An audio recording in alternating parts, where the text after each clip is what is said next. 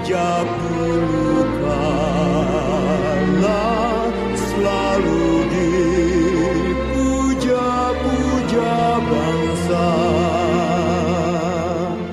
Di sana tempat lahir beta, dibuai dibesarkan bunda, tempat berlindung di hari tua, sampai akhir menutup mata.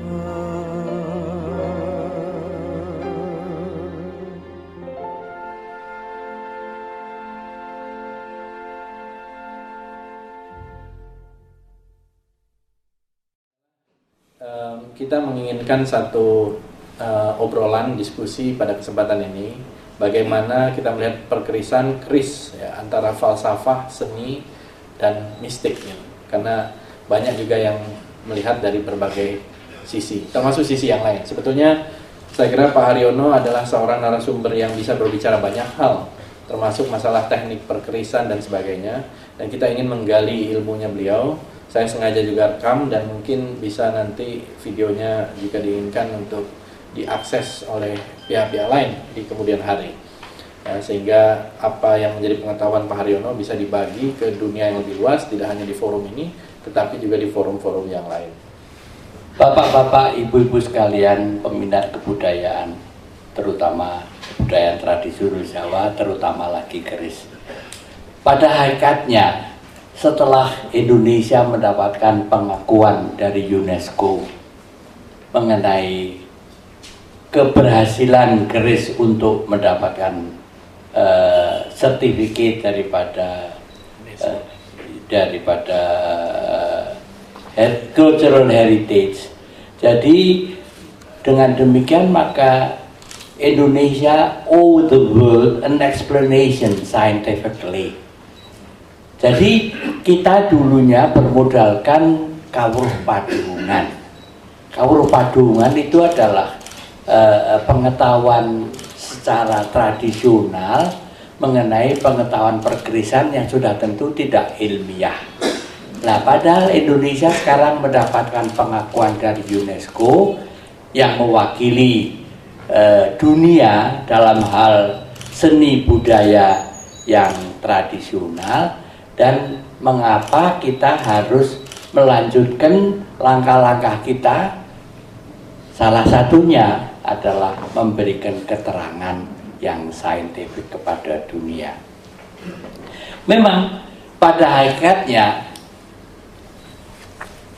keterangan yang menarik hati para insan, entah itu insan perkerisan, entah itu insan kebudayaan, itu adalah makna yang mistis yang menggambarkan Kristus seolah-olah bukan hanya faset teknik saja atau faset keindahan, tetapi karena Kristus dianggap mempunyai roh, Kristus dianggap mempunyai kekuatan supranatural.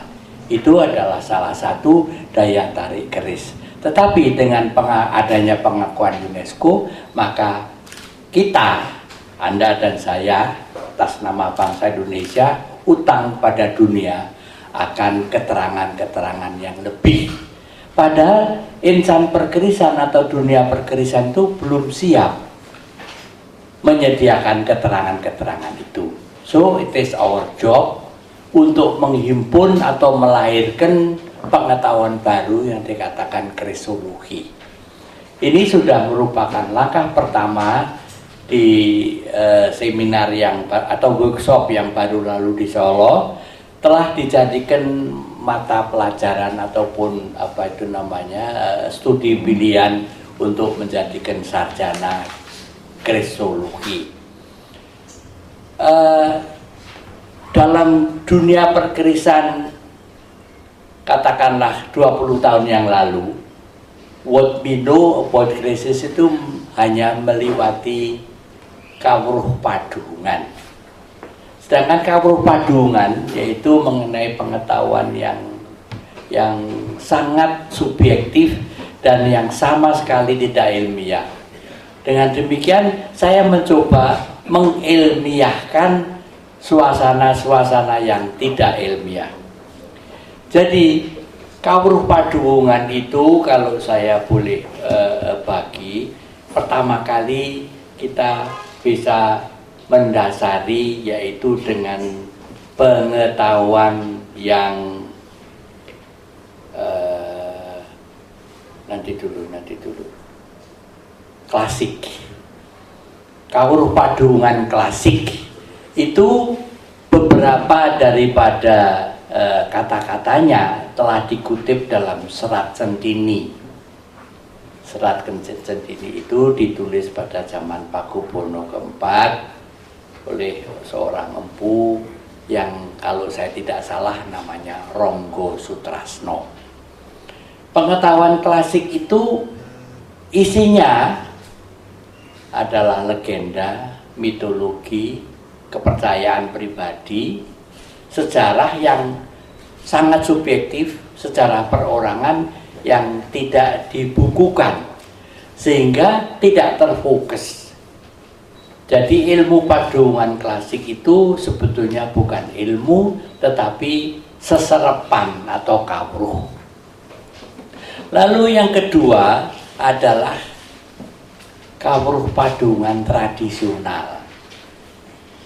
Kawruh padungan tradisional itu dipelopori atau personifikasikan oleh Gusti Pangeran Hadiwijoyo, Haryo Hadiwijoyo. Ini adalah naskah yang beliau himpun dan ini berlaku di Keraton Surakarta mulai tahun 1920.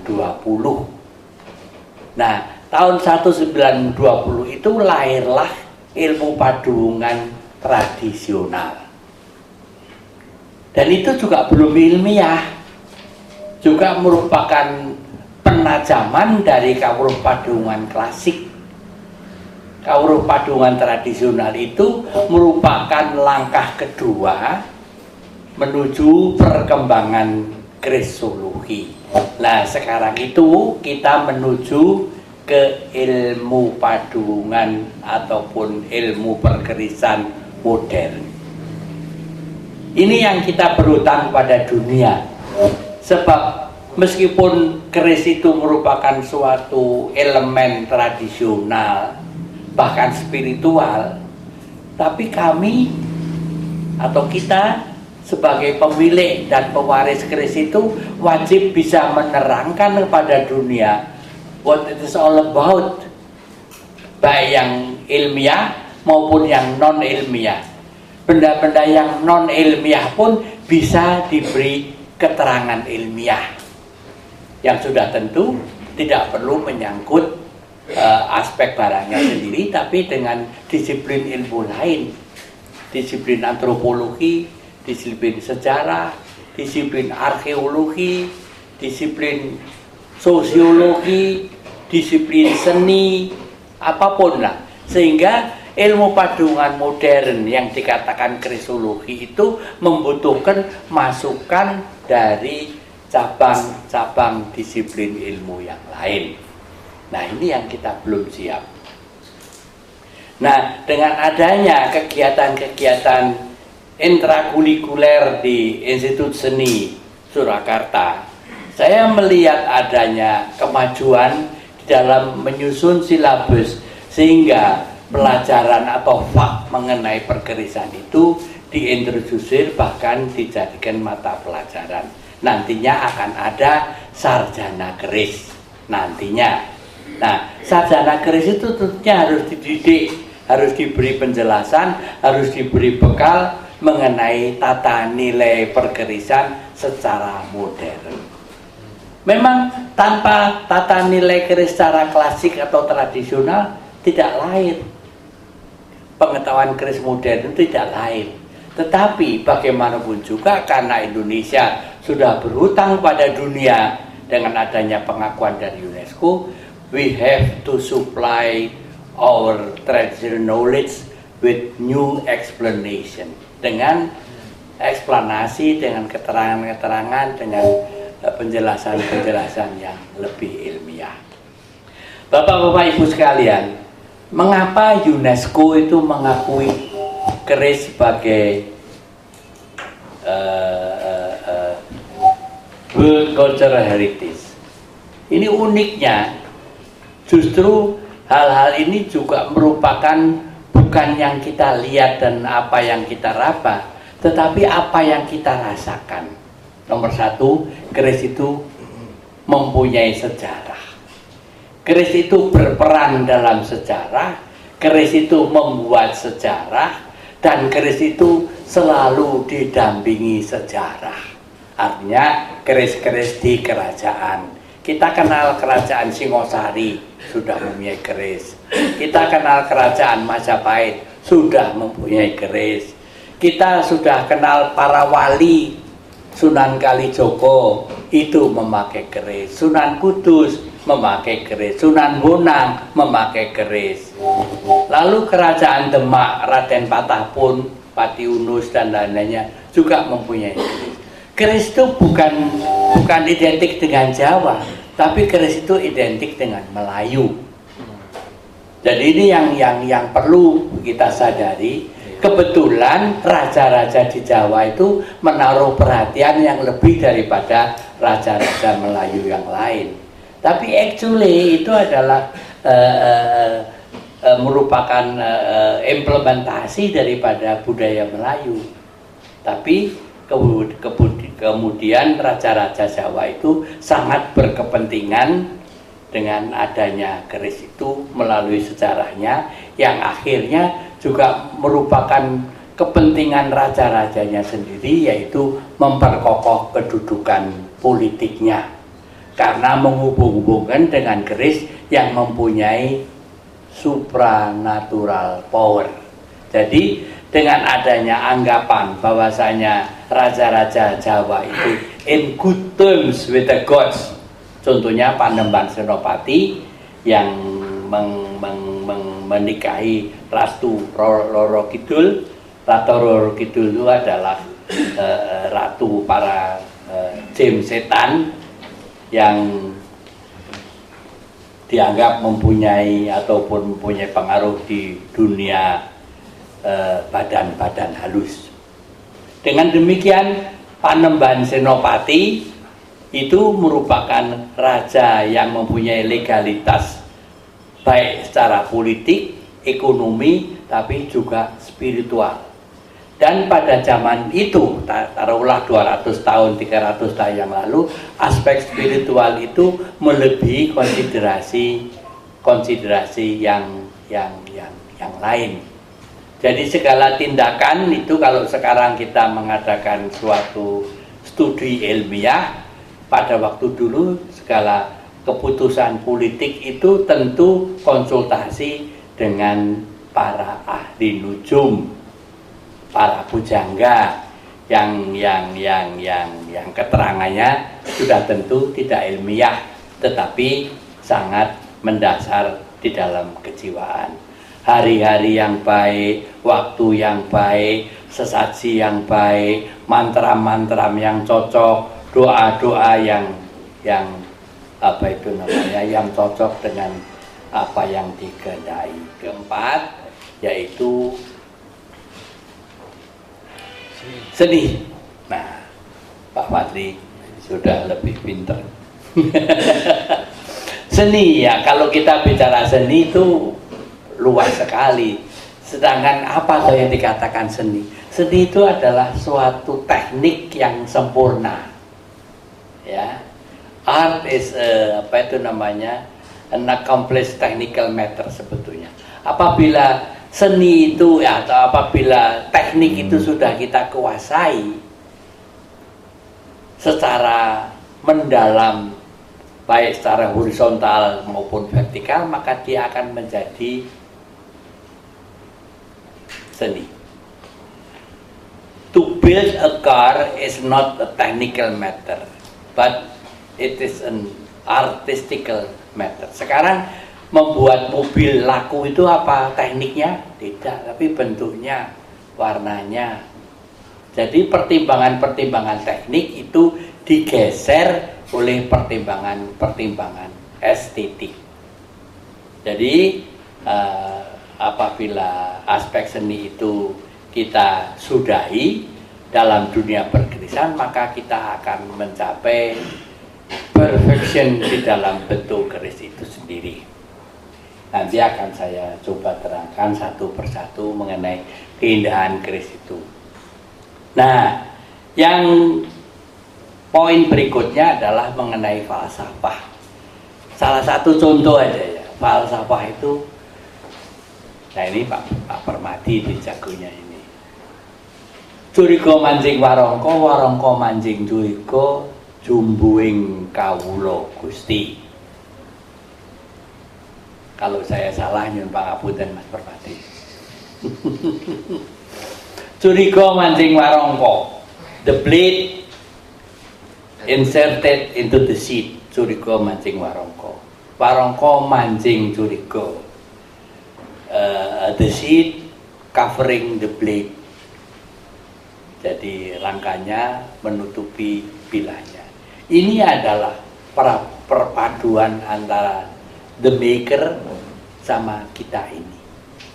Jadi di mana-mana kita itu ketemu Tuhan, di mana-mana kita itu menyatu dengan Tuhan, di mana-mana kita itu tidak pernah lepas daripada Tuhan.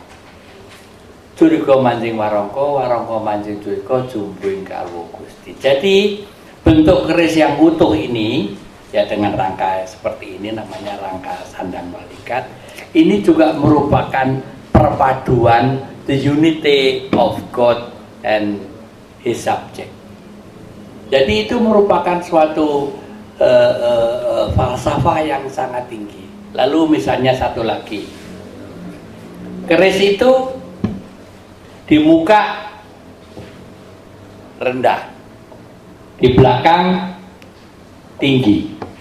Berarti apa? Seyogianya insan perkerisan itu baik-baiklah, merendahkan diri apabila kita ketemu orang.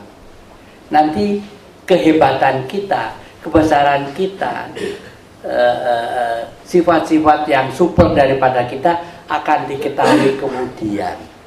Berarti apa? Condong leleh itu miringnya ini, itu merupakan suatu lambang bahwasanya pertama-tama kita ketemu orang itu seyogianya kita merendahkan diri.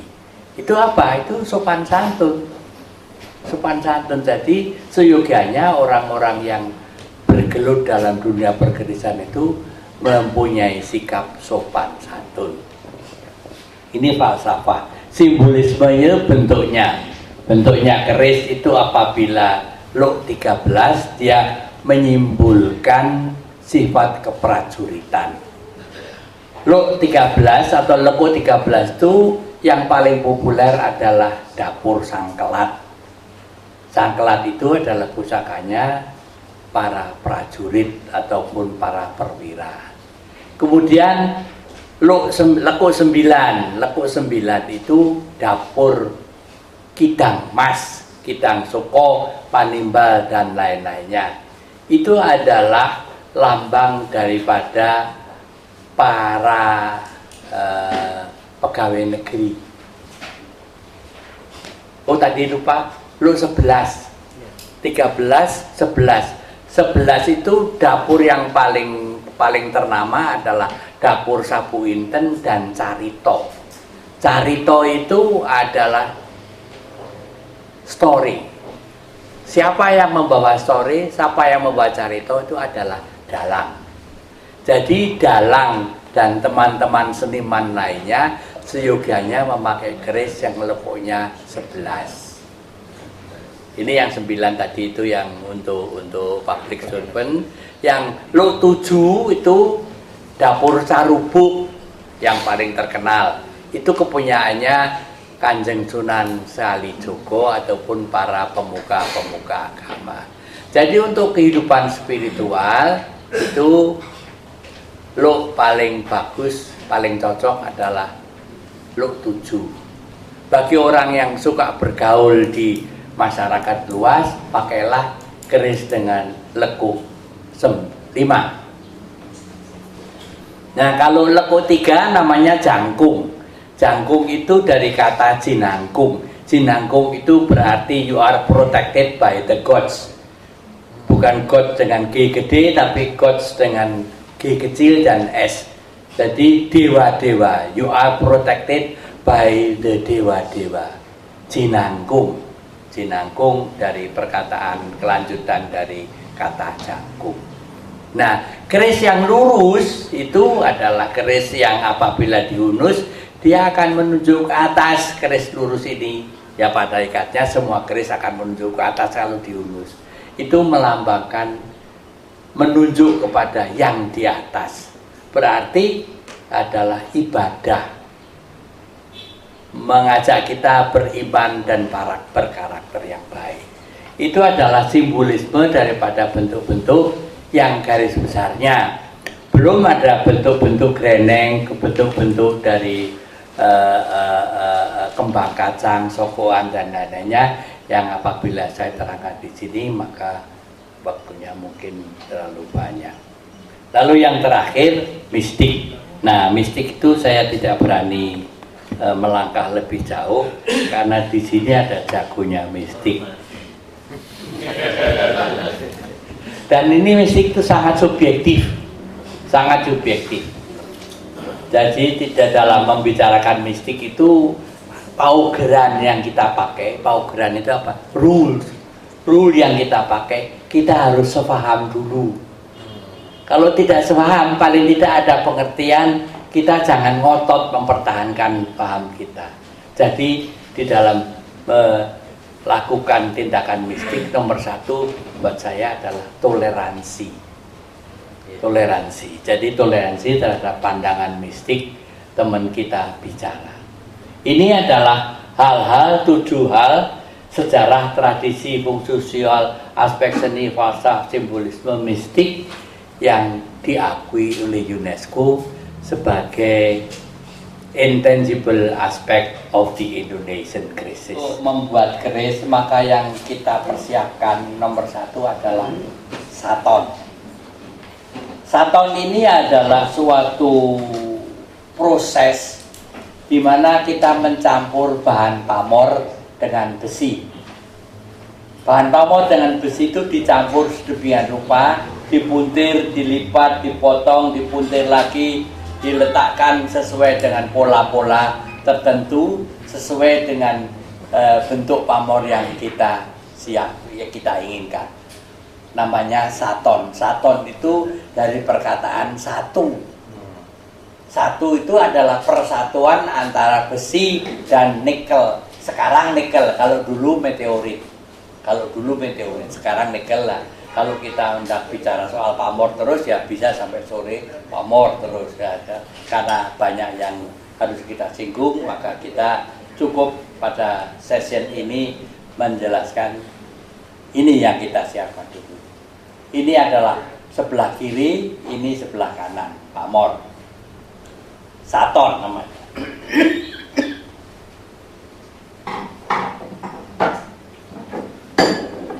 Ini adalah kelanjutan saton tadi.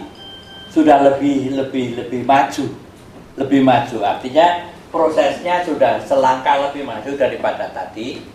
Saton ini sudah kita lapisi dengan besi supaya pada waktu ditempa tidak ambiar, tidak berantakan. Saton yang dilapis dengan besi, pamornya namanya ron genduru. Nah, supaya ini itu menjadi senjata yang kuat, maka harus dikasih inti dari baja. Ini adalah inti baja, steel core. Steel core di tengah diapit oleh saton yang sudah dilapis dengan besi, bukan pamor. Satonnya sudah mengandung pamor, tapi ini adalah lapisan besi lunak. Ini juga sama dengan ini, cuma ini sebelah kiri, sebelah kanan. Nah, ini kemudian dipanasi dan ditempa.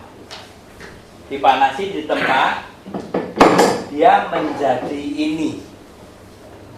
Ini sudah intinya baja, diapit oleh saton yang sudah menjadi pamor. Ini namanya kodokan, karena bentuknya seperti kodok. Ya, with your imagination, anggaplah ini kodok. Ini kodokan. Nah, kodokan itu dibentuk, didudut ya, didudut, ditarik, dilebarkan sehingga dia menjadi bentuk ini. Nah, kalau bentuk kayak gini sekarang sudah gampang. Apakah ini dijadikan apa itu namanya lego, apakah tetap lurus, itu prosesnya memerlukan suatu tindakan sendiri, yaitu apa ataupun dapur apa yang kita pilih. Cukup itu? Cukup. Mungkin sekaligus mengenai tadi keindahan keris. Oh ya. Di dunia perkerisan yang saya ketahui, yaitu dunia keris Jawa, itu kita garis besarnya ada dua gaya, gaya Jogja maupun gaya Solo. Ini adalah gaya Solo, gayaman. Ini cocok untuk pakaian sehari-hari, pakaian sehari-hari.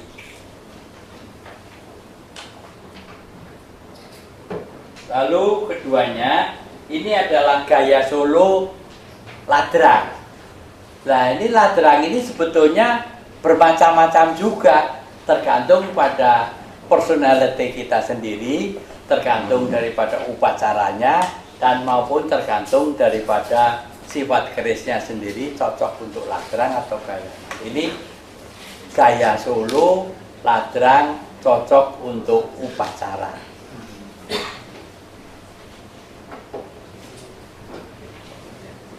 Ini gaya Solo ladrang juga, namanya ladrang sinungging. Ini cocok untuk memakai kuluk mata ya. Jadi adalah pada upacara-upacara tertentu maka gayaman sinungging ataupun ladrang sinungging itu dipakai. Jadi ini adalah variasi daripada yang tidak disungging. Ini adalah upacara-upacara biasa. Ini adalah upacara-upacara pada soanan, pada menghadap raja ataupun pada upacara tertentu.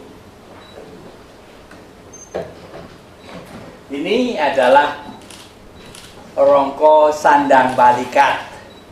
Sandang balikat, sandang itu menyandang, balikat itu pinggang. Jadi sandang balikat adalah keris yang diselipkan di pinggang, dalam hal ini di muka. Ini adalah salah satu perlengkapan untuk pergi malam. Pergi malam tidak ke diskotik, tapi pergi malam untuk ke tempat-tempat yang menyepi. Lalu diselipkan di sini, membawa kerisnya yang dianggap bisa mempertebal keyakinan kita di dalam mengadakan meditasi di tempat-tempat yang suci tadi itu. Ini gayaman Jogja. Tadi bedanya dengan Solo dan Jogja, please ya, bayangkan ya, ini Jogja itu runcing, kecil, tebel, dan lebih gesit itu kelihatan, singset kalau orang Jawa mengatakan. Dan ini Jogja, ini Solo, aturannya sama, yaitu gayaman untuk keperluan sehari-hari.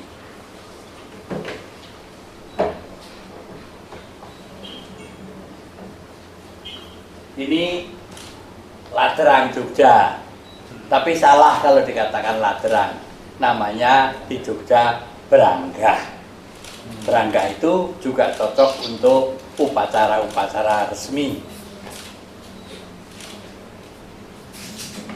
Satu lagi jenis warangka yang jarang-jarang kita temui, yaitu warangka ini namanya warangka wulan tumanggal ataupun tanggalan. Karena ini adalah stylized form untuk bulan sabit.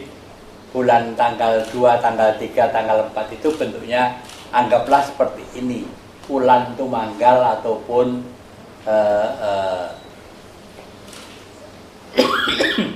tanggalan. Dalam dunia perkerisan itu harus mendemonstrasikan bagaimana kita harus unggah-ungguhnya seorang muda terhadap orang tua mengenai keris. Nah, ini orang muda memegang keris itu pada pucuknya, ya. Lalu diserahkan kepada orang yang lebih tua di atas. Kalau saya menyerahkan keris, ini tua diterima oleh yang muda di bawah. Jadi semakin rendah pegangnya, dia semakin junior. Semakin tinggi pegangnya, dia semakin senior. Ini caranya kita handling gitulah ya. Lalu sekarang caranya mengunus. Keris itu bentuk ini adalah stylized human figure, bentuk manusia yang stilir, karena dia melambangkan kesatria. Kesatria itu Arjuna datangnya dari sini ke sana, Krishna datangnya dari sini ke sana, Prabu Rama datangnya dari sini, jadi dari kanan menuju ke kiri dalam dunia pewayangan. Nah, ini Buto Cakil datangnya dari sini. Nah, makanya karena keris itu punyanya kesatria, maka dia ke sana. Jadi kita memegang keris itu selamanya bentuk ini menghadap ke kiri.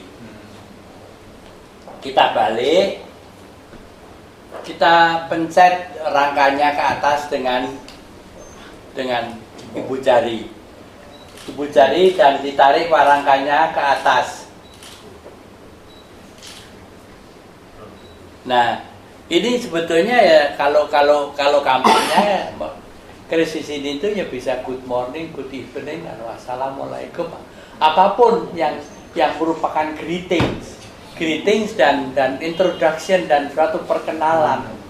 Kalau kerisnya kita belum kenal ya merupakan suatu pertemuan pertama. Kalau kita sudah kenal ya merupakan greetings yang sehari-hari kita lakukan. Jadi memegang keris, dia menarik keris ke bawah, ini adalah lambang violence, kekerasan. Jadi kalau menarik keris yang ditarik itu kerisnya, itu merupakan suatu tantangan untuk berkelahi ataupun cekcok yang dilanjutkan dengan kekerasan. Jadi seyogianya apabila menghunus keris itu yang diangkat ke atas adalah barangkanya. Nah, itu dilihat, masukkan lagi, sudah selesai.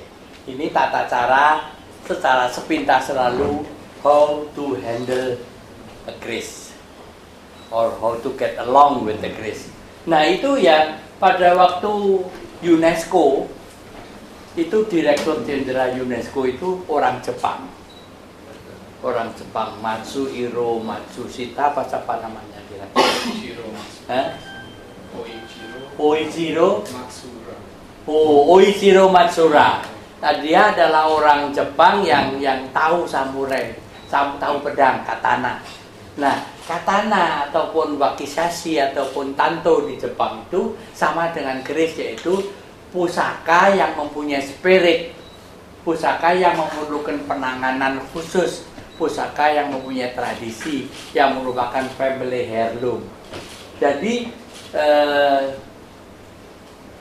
Oichiro Matsura itu tahu betul kalau orang Jawa juga mempunyai tata cara menghunus keris itu. Nah, cuma unfortunately itu wakil pemerintah Indonesia itu mendemonstrasikan keris, membuka keris di muka Matsu Oichiro itu secara keliru. Nah, padahal kita pada saat itu beliau datang ke Indonesia itu menyerahkan sertifikat itu kepada bangsa Indonesia Lah kok perwakilannya orang Indonesia yang diwakili oleh pejabat tertentu, itu caranya menghandle keris tidak benar. Jadi saya anjurkan kepada stakeholder untuk menghimbau kepada terutama para pejabat, seandainya kepengen mendemonstrasikan mengenai keris, tata caranya pun harus diketahui. Nah ini juga saya tidak tahu di mana harus dididik. Apakah ini dididik di sekolah, apakah ini dididik di kelurahan, saya tidak tahu. Tapi paling tidak harus tahu. Sebab Indonesia sudah mempunyai keris ini sebagai pengakuan UNESCO. Kita punya wayang, punya keris, punya batik. Nah ini tiga-tiganya ini itu yang ngurusin Pak Gora itu. Ini sekarang lagi katanya mau angklung. Nah, jadi Indonesia mudah-mudahan memang sebagai budaya center Indonesia itu banyak sekali aspek-aspeknya yang perlu dikagumi. Ini lagi sekarang sudah mengenai tata cara, lalu kita sekarang mengenai pamor. Ini pamornya ron kenduru. Ron itu adalah daun, kenduru itu adalah nama tanaman. Ini merupakan tanaman daripada daun kenduru. Ini termasuk adalah apa itu namanya bentuk yang paling indah dan paling susah dibuat karena tidak boleh salah. Apabila salah maka bentuknya tidak akan indah lagi. Bentuk dapur keris, the shape of the blade itu adalah dapur Pasopati ini. Pasopati. Nah ini juga mempunyai simbol-simbol tertentu. Pamornya namanya ron kenduru, dapurnya dapur Pasopati, tangguhnya adalah Pakubono ke-9 Surakarta. Tangguh itu adalah perkiraan zaman, perkiraan waktu, dan dari tangguh kita bisa mengira-ira umurnya. Umurnya keris ini 120 tahun. Untuk keris masih muda, tapi untuk orang sudah tua.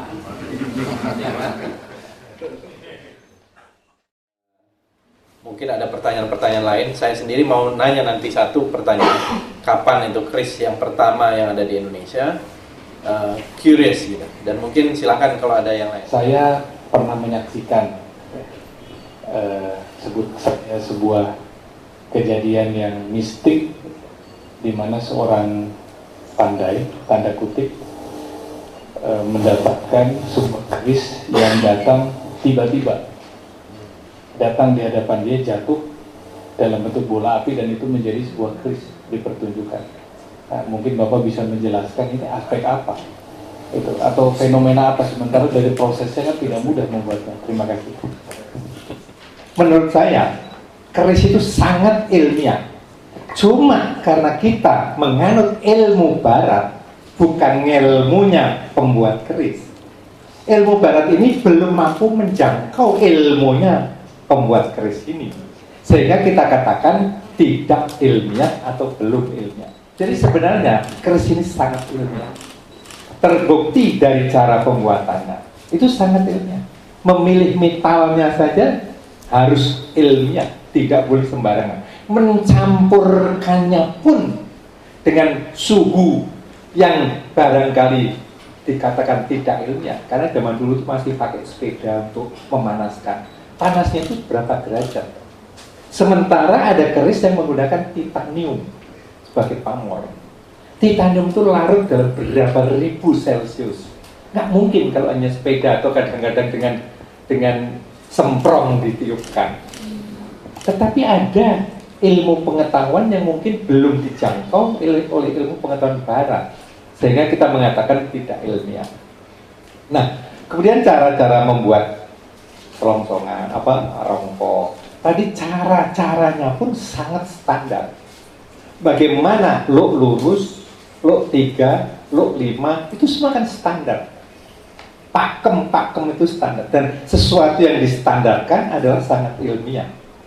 Nah, oleh karena itu barangkali kita perlu menjelaskan kepada UNESCO bahwa keris adalah sangat ilmiah. Cuma ilmu pengetahuan rasional dari barat belum menjangkau semua ilmiah yang ada, sehingga ini merupakan nilai plus lagi buat kita. Oke.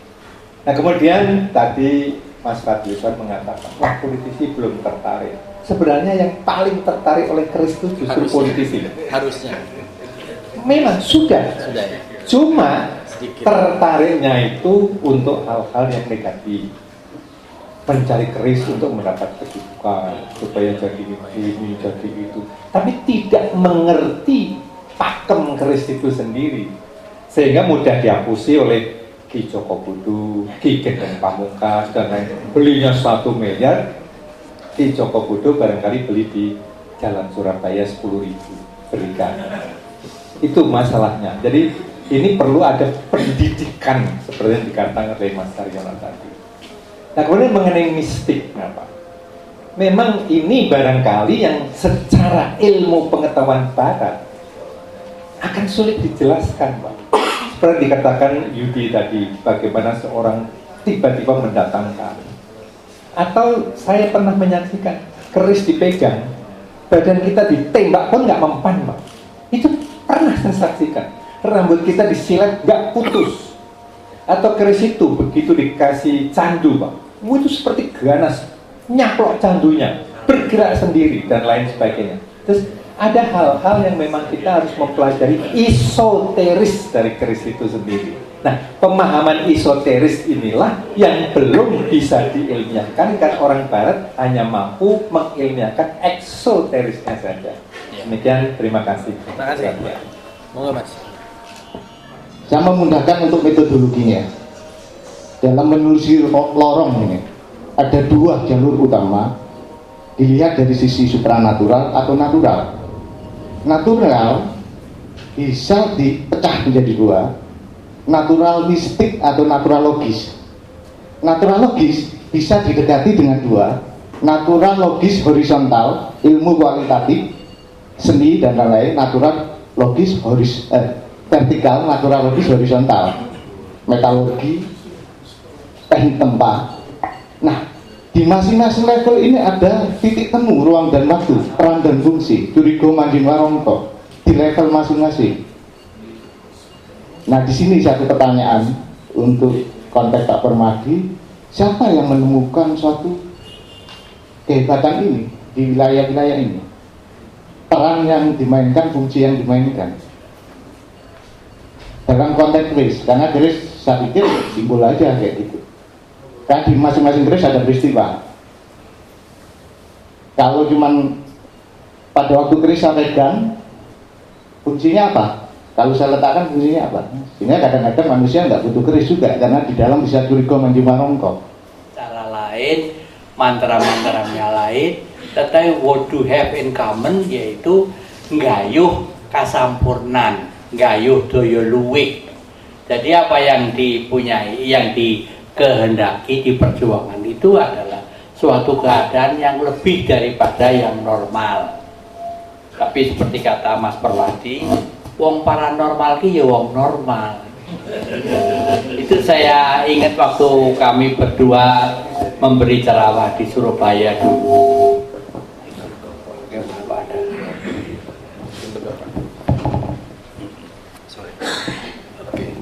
Jadi mengenai keterangan Mas yang terakhir, siapa Mas? Andri. Mas Andri sama Mas Perwati itu saya anggap itu suatu pelengkap daripada keterangan saya, tetapi yang merupakan pertanyaan betul-betul yang dari Mas Yudi tadi itu. Nah, ini saya sendiri tidak berani menerangkan, Mas. Sebab pada waktu saya nonton David Copperfield itu kami juga disuguhi suatu fenomena-fenomena yang datang kenging kinados pundi. Jadi yang tidak bisa dibayangkan, padahal jelas David Copperfield itu bukan seorang paranormal, dia adalah ilusionis. Nah, saya tidak tahu apakah yang Anda lihat ataupun apa yang Pak Permadi lihat itu adalah fenomena spiritual, apa sekedar ilusi. Nah, itu kita harus tahu dulu. Ini kalau ilusi keterangannya ya keterampilan tangan maupun keterampilan perlengkapan kimia, listrik, magnet, apapun itu yang bisa membantu adanya fenomena ilusi yang kita lihat. Tapi kalau betul-betul itu merupakan suatu kejadian supranatural, nah itu yang kita perlu pelajari. Dan ini saya kira kalau kita mau belajar itu ya sapa kang golek bakal entuk, betul itu ya. Tapi siapa yang mencari bakal entuk itu harus dengan laku. Ilmu itu kelakone kanthi laku. Nah, biasanya orang zaman sekarang itu tidak sanggup menebus dengan laku tertentu itu. Sebab kita masih pakai mobil, kita masih harus pergi nonton bioskop, sehingga kebutuhan-kebutuhan hidup spiritual kita itu terganggu oleh keinginan-keinginan duniawi yang banyak sekali di Jakarta. Kebetulan saya sekarang tuh dapat SK Menteri Budbar, diberi kantor di Galeri Nasional dengan biro yang namanya Badan Pekerja Kongres Kebudayaan Indonesia dalam masa 5 tahun perjalanan Kongres Kebudayaan. Dan itu saya rasa masih banyak yang bisa dilakukan. Jadi kalau kita tunggu political will pemerintah atau goodwill pemerintah terhadap masalah keris dan masalah warisan-warisan budaya kita, saya rasa tidak akan. Barangkali kita bisa menjemput bola. Kita bentuk dalam tempo seminggu ini, kami undang di kantor kita di Galeri Nasional, ada Bapak Haryono Gritno, Mas Tony, Mas Adlison, dan Mas Enggi dan yang lainnya pakar keris untuk membuat suatu proposal untuk tahun 2010 Pak. Kapan itu? Tahun 2010 barangkali kita bisa bikin aktiviti seperti halnya keris untuk dunia, keris for the world. Kita bikin suatu gerakan besar terhadap itu.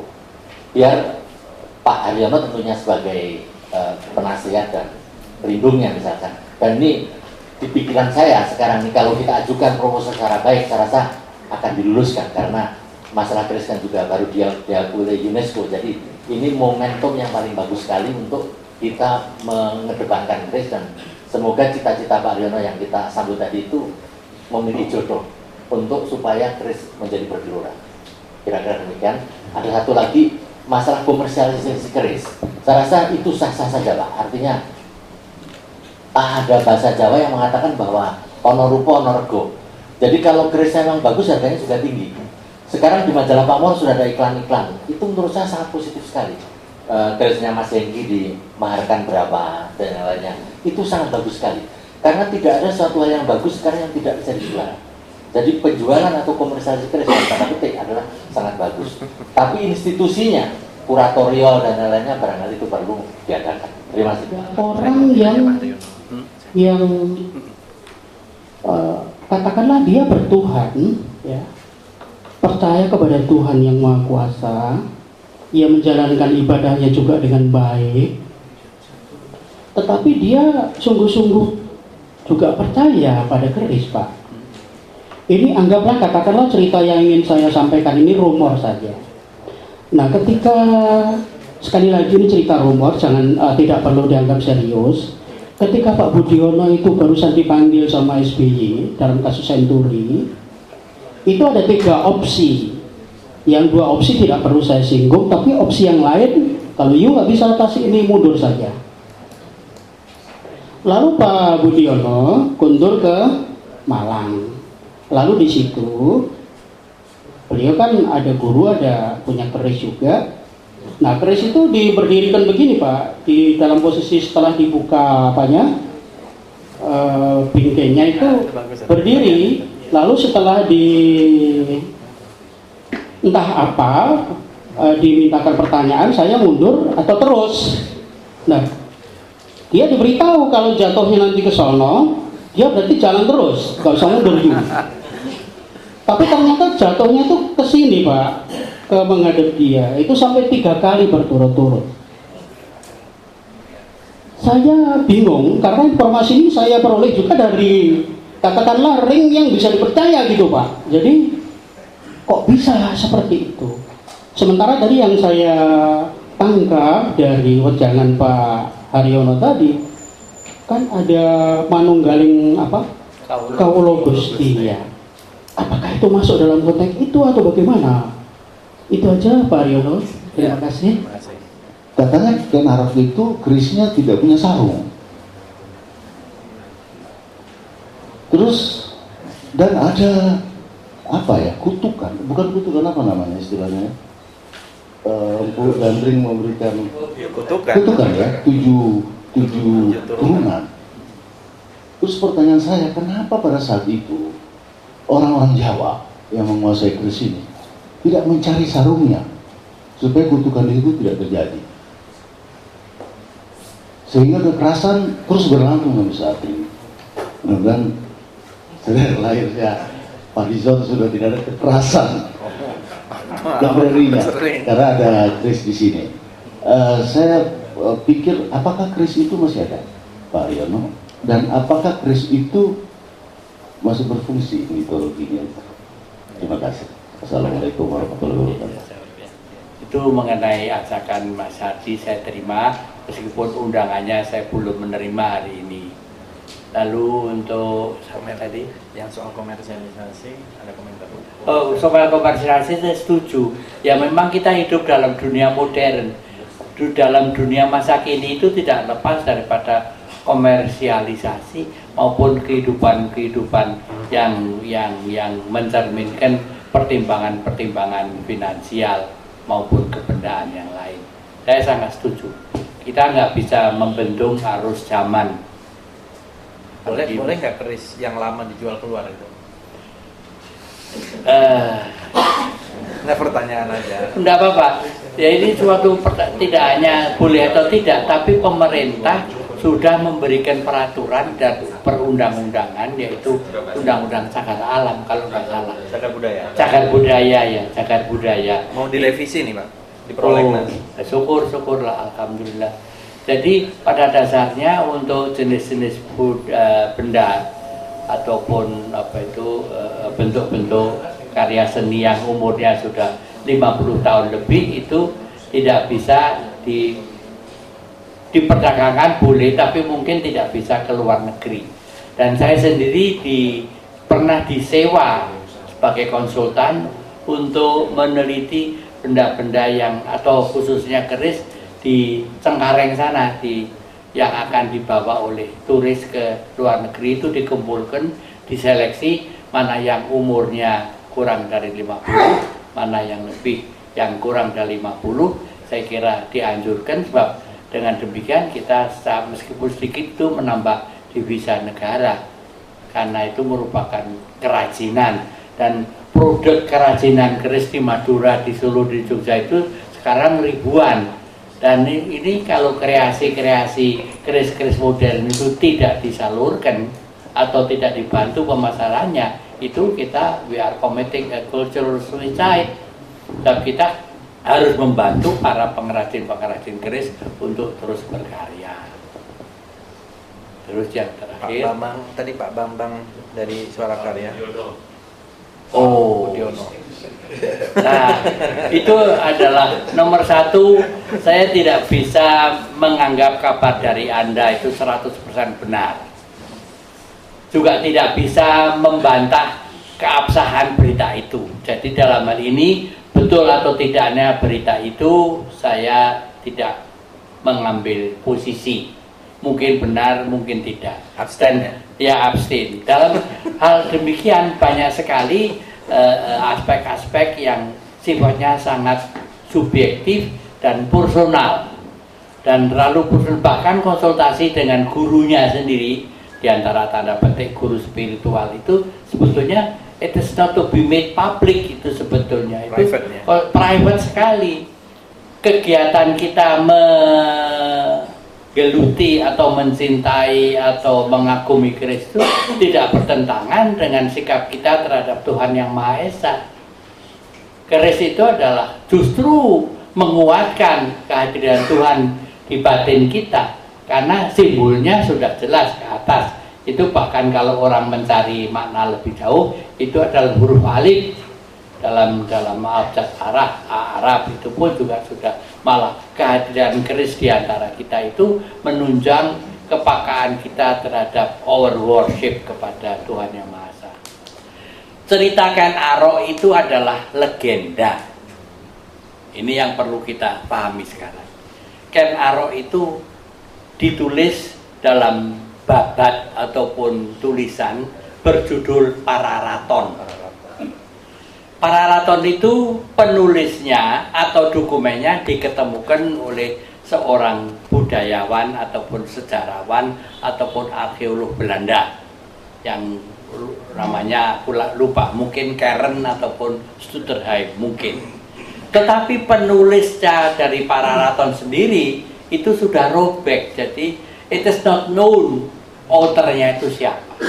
Tapi yang jelas keris Empu Gandring yang dilukiskan dalam kitab Pararaton itu adalah karya sastra. Tapi karena begitu populernya dan karena begitu indahnya, artinya plotnya daripada cerita itu sangat menarik sehingga populer, seperti Ramayana dan Mahabharata. Nah, ini banyak sekali data-data padungan yang berasal dari karya sastra, berasal dari legenda, berasal dari mitologi dan fakta sejarah, dan kadang-kadang dari mulut ke mulut. Ini contohnya di hadapan saya ada Profesor Joko yang mungkin Anda tidak tahu kalau nenek beliau itu juga seorang empu keris, Empu Wiro Sukadgo. Empu Wiro Sukadgo itu putra daripada Empu Japan yang kelima, yang pada waktu ini kita bicara Empu Wiro Sukadgo, yaitu zaman Belanda di Yarmark di Gambir situ pernah mendemonstrasikan keris dibakar dan menyala mengangah gitu, membara, itu dia jilat. Dan ini dalam upacara perkerisan memang ada sepuh dilat. Sepuh dilat itu caranya quenching dengan ludahnya sendiri. Ini tutunya masih ada, jadi mungkin Pak Joko Raharjo kecuali menerangkan soal perkencingan bisa. Maaf, ini orang kudu urolog itu kan ya soal perkencingan ya. Bisa menerangkan juga soal sepuh dilat. Ya. Sama kencing. Oh, ada sepuh dengan kencing, ada juga. Ya, di dalam upacara khusus, ya entah itu mempunyai efek negatif atau positif, tapi sepuh dengan air kencing itu ada. Heat treatment. Ya, heat treatment. Dan kencing itu tanpa kita tahu atau mungkin tahu itu mengandung mineral-mineral tertentu yang khusus mungkin menambah kekerasan dari besi itu atau tidak. Ya, untuk ini kita memerlukan suatu session tersendiri. Saya masih sangat awam, ya. Tetapi setelah saya berkunjung ke Museum Keris di Taman Mini, kenapa Mas Agung demikian concern dengan keris? Ya, sehingga beliau menyumbangkan lebih dari 4.000 bilah katanya dan membangun museum itu. Kenapa tidak menjadi bagian besar dari kerangka membangun budaya Indonesia? Bagi saat ini saya mendapat satu kata dari Pak Haryono sangat berharga buat kita semua, yaitu bahwa keris itu simbolnya kesatria. Hanya kesatria yang punya keris, ya, simbol kesatria, jalan dari kanan ke kiri. Nah, di Indonesia ini yang paling kurang sekarang kan jiwa kesatria, Pak. Ya, jiwa kesatria. Nah, oleh karena itu melalui forum ini, ya, kurang lebihnya pertanyaan saya, Pak, kepada Bapak dan kepada diri kita semua, ya, bagaimana caranya kita memanfaatkan keris ini sebagai simbol pendidikan untuk menyebarkan rasa, karsa, dan cita-cita sebagai bangsa yang punya jiwa kesatria tinggi. Itu saja, Pak. Terima kasih.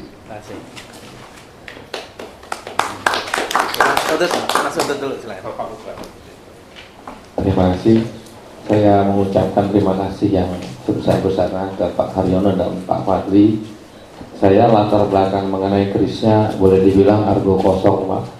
Kosong, nggak mengerti sama sekali. Tapi kami tahu kalau sabun kawinan kita dipasangin, itu saja yang kami rasakan yang mungkin bisa bermanfaat bagi khalayak ramai. Jadi bukan hanya untuk orang-orang yang kalau sudah kayak Bapak ini kan bukan hanya ahli, pencinta, devoted, mungkin seluruh hidup Bapak identik dengan keris. Betul.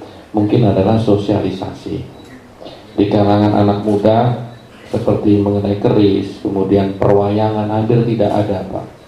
Ini kami juga mengalami ketika zaman saya kecil main catur, yang main catur anak kecil hanya saya. Melihat itu semua kami mendirikan sekolah catur. Mungkin ini yang mungkin kami mohon, kalau sosialisasi bisa lebih baik. Tentu ilmu yang kita miliki ini kan termasuk adi budaya sebenarnya, bisa sebarkan.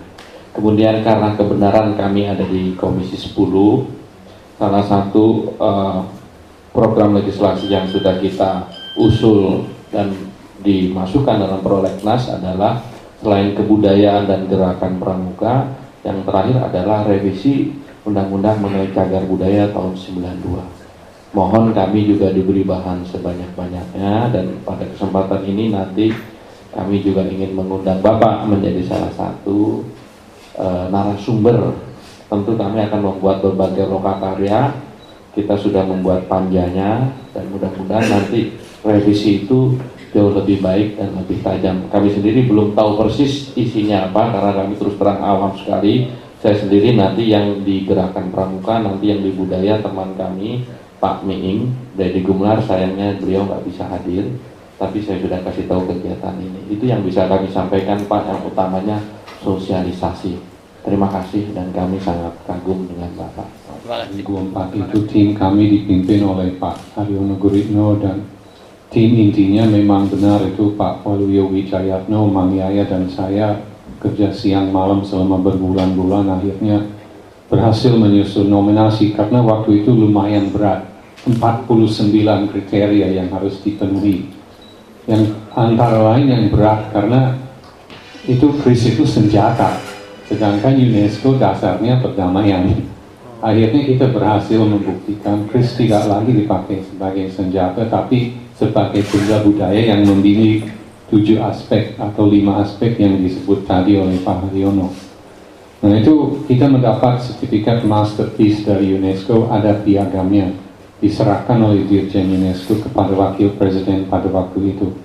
Nah, kemudian mulai 20 April tahun 2006, proses masterpieces itu tidak jalan lagi, tapi diganti dengan Konvensi 2003 UNESCO. Dan diputuskan bahwa semua masterpieces yang jumlahnya 90 masterpieces dari seluruh dunia, termasuk wayang dan keris, akan dimasukkan ke dalam daftar representatif budaya tak benda warisan manusia, atau representative list of the intangible heritage of humanity. Itu terlaksana di Istanbul, Turki pada bulan November tahun lalu. Artinya keris, wayang masuk dalam konvensi itu, dan kemudian terakhir di Abu Dhabi bulan Oktober kemarin batik sudah masuk. Nah, itu konsekuensinya adalah bahwa kalau kriteria yang dulu 49 tidak lagi, ada 5 kriteria, tapi kriteria ini harus terpenuhi terus-menerus. Nah, mungkin yang perlu saya soroti itu kriteria nomor 3. Itu adalah harus ada upaya untuk melestarikan mata budaya yang bersangkutan. Kami sangat mengharapkan bahwa Komisi 10 DPR akan mempertimbangkan untuk memberikan bantuan pada proyek-proyek yang masuk di akal. Karena kalau tidak, ini kita tidak kelihatan oleh UNESCO, kita tidak peduli tentang warisan budaya kita, itu bisa dicoret dari inskripsi tersebut. Dan kami sangat mengharapkan jangan sampai terjadi demikian. Dan saya pikir paling tepat seperti Pak Haryono sudah mengusulkan proyek krisologi. Jadi kris ini kita jadikan sebagai sebuah disiplin ilmu. Besar harapan kami itu bisa lestari. Begitu juga seperti memperkenalkan modul-modul budaya wayang dan krisan dalam kurikulum sekolah seperti yang sudah dilakukan dengan batik. Dan itu pun sudah dapat pengakuan UNESCO supaya generasi muda tahu mengenai warisan budaya kita. Terima kasih banyak. Terima kasih. Melanjutkan kehidupan berkerisan sesuai dengan anjuran Pak Utu tadi itu adalah sosialisasi. Dan dibandingkan dengan saat sebelum pengakuan UNESCO, ini sudah leapfrogging, ya, sudah meloncat kita itu. Baik produksi keris, baik mutu keris, baik harga-harga keris, itu meloncat semua. Demand mengenai keris juga naik. Nah, mudah-mudahan demand ini tidak sampai merambah ke keris-keris yang tua tadi itu. Jadi sosialisasi kita, we are heading that way already. Jadi rest assured bahwasanya pemerintah ataupun insan-insan perkirisan sudah melakukan tindakan-tindakan itu. Dan itu pun sudah dituntut oleh UNESCO sebagai apa Pak Guru termnya, follow up-nya itu? Melestarikan. No, artinya plan of action. Ya, plan of action yang dituntut oleh UNESCO itu diantaranya adalah sosialisasi, dan itu sudah kita lakukan. Mungkin Pak Tony Yunus, Pak Hengki, Pak Kohin bisa dia, karena beliau-beliau itu adalah orang-orang lapangan. Jadi mengenai kehidupan perkerisan, kehidupan keramaian atau frekuensi transaksi perkerisan, apresiasi terhadap keris-keris baru, lalu demand terhadap keris-keris lama yang diperbaiki, itu mungkin Pak Yunus, Pak Kohin maupun Pak Hengki bisa memberikan keterangan. Saya kira cukup ini. Dari asalnya itu keris itu sebagai senjata atau sebagai pusaka dari awalnya. Memang sekarang keris kita sudah tahu karena ditemukannya teknologi persenjataan modern, sekarang sudah sebagai pusaka dari awalnya. Kedua, apakah keris ini mengenal diskriminasi gender? Tadi juga istri saya tanya, apakah saya seorang perempuan itu boleh nggak memiliki keris? Karena kita tahu keris itu berkaitan erat dengan dunia lelaki. Padahal perempuan itu sendiri saya nggak tahu secara epistemologi itu juga berasal perempuan, ya, empu yang berkaitan dengan keris. Di zaman Majapahit dikenal bahwa keris itu ada yang sampai lipatan ribuan. Apakah lipatan itu secara teknologi itu kalau dilipat sampai ribuan itu gimana terbentuknya itu secara ini? Bagaimana penjelasan? Itu memang senjata. Tapi apabila kita membaca naskah yang ditulis Ronggo Warsito, di mana kita tidak meragukan lagi kompetensi beliau sebagai budayawan maupun sebagai orang yang mempunyai kampung paranormal yang tinggi, beliau menuliskan bahwasanya keris-keris pertama yang hadir di dunia Jawa ini dibuat oleh Empu Ramadi atas perintah Sri Moho Dewa Buddha, yaitu Bathara Guru. Bathara Guru itu adalah dewanya wayang. Nah, apakah kita anggap keterangan beliau itu sebagai fakta ataukah sebagai legenda ataukah sebagai mitologi? Dan keris-keris generasi pertama tadi yang dikatakan oleh Ronggo Warsito dalam bukunya Pratelan Duwung itu nomor 1 dapur Larengatap, nomor 2 dapur Pasopati, nomor 3 dapur Cundek. Itu tiga-tiganya mempunyai bentuk yang sudah advance. Nah, kalau kita anggap itu sebagai acuan, apakah masuk akal? Bentuk keris yang pertama-tama sebagai senjata tentunya berfungsi sebagai senjata sehingga cukup untuk menusuk dan untuk mengiris saja. Tetapi bentuk Pasopati, Larengatap dan Cundrik itu bentuknya sudah artistik, sudah memakai kaidah-kaidah seni dan simbolik. Nah, justru itu apakah who am I untuk meragukan karangan Ronggo Warsito? Jadi siapa saya ini kok meragukan karangannya Ronggo Warsito? Tapi Ronggo Warsito mengatakan itu. Nah, ini adalah gambaran daripada dunia perkerisan, di mana ada conflict of interest, conflict of information, di mana sumbernya itu masing-masing merupakan orang-orang penting. Ya, kayak Ronggo Warsito dalam kebujagaan kita nggak ada yang berani Bujang nggak panutup. bujang nggak panutup. Tapi dalam ilmu padungan kita bisa ragu-ragu. Yang jelas saya tidak setuju kalau keris pertama kali itu dibuat oleh Empu Ramadi atas perintah Bathara Guru yang berbentuk lareng atap, cundrik, dan Pasopati. Pasopati itu seperti tadi itu yang saya unus tadi, yang lurus. Itu Pasopati kan advance sekali bentuknya. Jadi jelas itu tidak mungkin merupakan generasi pertama. Itu tentu generasi ke-20 atau generasi yang ke-30. Itu nomor satu itu. Nomor dua, keris apakah itu merupakan suatu mempunyai indikasi terhadap kegenderan. Itu di dalam sejarah para empu, saudara empu, itu ada dua empu yang empu perempuan, yaitu Empu Sombro. Empu Sombro itu menurut tulisan itu adalah adiknya Empu Kuung zaman Pejajaran. Dan karya Empu Sombro itu biasanya berbentuk brojol dan kecil. Itu ada banyak yang mengatakan itu hanyalah patrem lah. Ini dalam artikel di majalahnya Mas majalah keris Yunus itu mengenai patrem dan cundrik itu saya kira ya perlu itu mengadakan diskusi yang lebih lanjut. Sebab di situ akan melibatkan baik pemakai, baik pemilik ataupun pembuat keris wanita.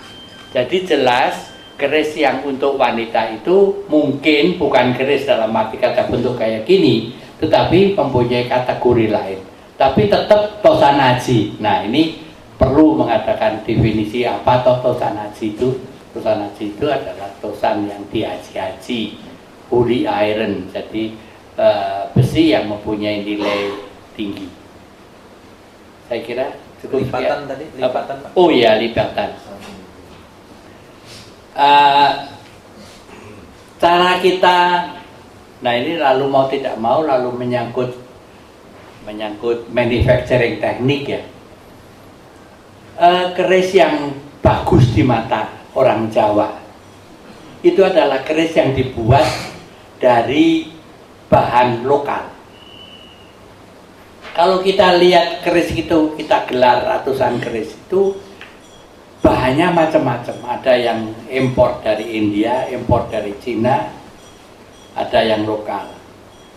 Ya, yang lokal itu yang baik sebetulnya. Dan dibuat sementara ini dari iron ore ataupun dari pasir besi. Keris yang bagus itu adalah keris yang besinya padat, yang besinya bersih. Tetapi besi padat, besi bersih dalam dunia pekerisan tidak boleh melewati fase cair. Sebab memperoleh bahan baku daripada keris itu melewati besi lewat fase cair sama lewati besi yang diproses ditempa dan dilipat, itu bagus yang ditempa dan dilipat. Di dalam proses menempa melipat mungkin sampai ribuan kali ya, tapi jangan dianggap ribuan, ratusan kali gitu aja ya. Itu proses di situ tuh lakunya atau mantra-mantranya masuk dalam proses itu. Doa-doa, sesaji-sesaji, lalu kata-kata gaibnya apa itu dalam proses pemurnian besi itu. Dan pemurnian besi itu tidak melewati fase cair. Saya kira kita sudah tidak perlu pesimis lagi mengenai apa yang disebutkan oleh Pak Gora bahwa pelestarian harus tetap ada. Kita sudah ada dan kita terus maju. Sebentar lagi juga akan muncul website keris kemerdekaan dengan bahasa Inggris. Kemudian juga saya akan menampung karya-karya siapapun yang ingin dimunculkan di keris kemerdekaan nanti. Saya kira saya cukup singkat dulu dan terima kasih. Kalau Anda ke Malaysia di 13 negara bagian plus 2 negara persemakmuran itu, masing-masing itu punya identitas dan mengklaim, bukan rasanya tidak salah mereka mengklaim karena mereka juga keturunan dari, ada sebagian dari orang Sumatera, ada yang dari Bugis, kan? Nah, ya, mereka lebih serius dalam mendalami keris luar Jawa. Cukup memprihatinkan bagi saya adalah mereka itu melestarikan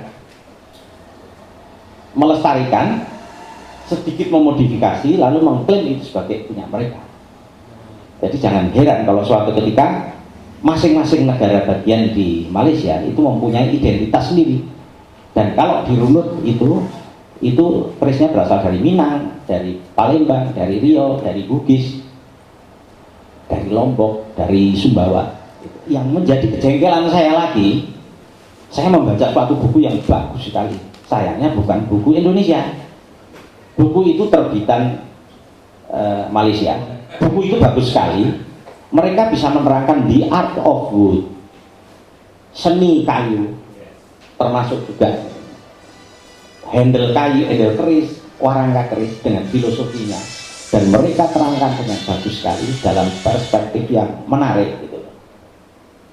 Nah, kenapa kita nggak membuat daripada bengok-bengok mengklaim dan marah-marah?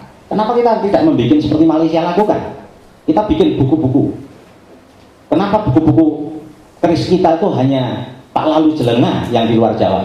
Kalau di sini jelas Pak Haryono Guritno, Pak Bambang Hajinom semua.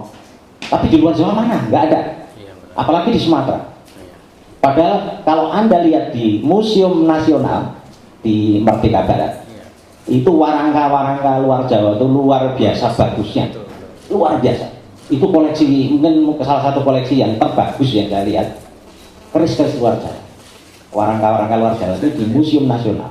Dan itu tidak semuanya dipajang, ada beberapa yang masih disimpan. Harusnya saya menulis buku lagi, karena seperti yang saya katakan tadi, buku itu hanya merupakan 10% dari pengetahuan saya.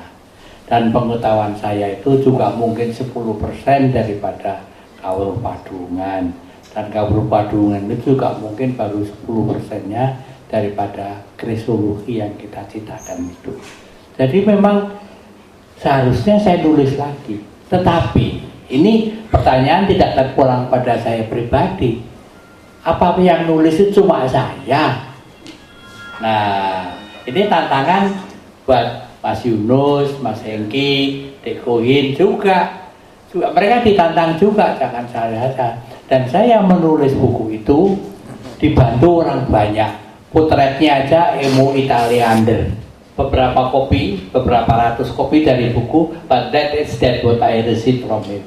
Saya tidak akan menyebut nama, tapi ya jadi ini ada birokrasinya juga, yang ujung-ujungnya ya duit. Tapi nyatanya ya bukan saya kepengen menyombongkan nih Mas ya. Pada waktu kami itu mengusulkan kepada pemerintah dan terus diteruskan ke UNESCO, itu sebetulnya juga tombok itu saya, dan tomboknya tidak sedikit. Biaya sendiri. Iya, jadi biaya yang keluar langsung itu dari bantuan dari pemerintah kurang. Tetapi kalau saya hanya bertindak berdasarkan available funds itu nggak jadi. Contohnya ada itu kantornya apa, saksinya itu Pak Gora. Jadi sekarang ini ya di Indonesia terutama, kalau Anda kepengen menulis sesuatu atau mengeluarkan gagasan Anda lewat tulisan, you must be willing untuk tombok. Sebab situasinya tidak membantu. Nah ini yang merupakan kendala daripada calon-calon penulis. Nah kalau ada orang seperti Pak Fadlijo nanti, ya Pak silahkan terus ini ada amplop gitu, nah lain. Tapi orang-orang seperti dia kan tidak banyak. Banyak yang lebih mampu, banyak. Ya contohnya begitu. Jadi ini rahasia dapur. Jadi kenyataan bagi penulis itu encouragement untuk menulis itu tidak ada. Dan ini adalah refleksi masyarakat. Yang sakit adalah masyarakat. Saya sampaikan mohon maaf jika ada kekurangan-kekurangan dan di tempat yang sederhana ini. Terima kasih sekali lagi Pak Haryono, Bapak-bapak, Ibu-ibu yang telah berpartisipasi pada kegiatan diskusi keris kali ini. Mudah-mudahan kita bisa melakukan lagi di masa yang akan datang. Terima kasih. Wassalamualaikum warahmatullahi wabarakatuh.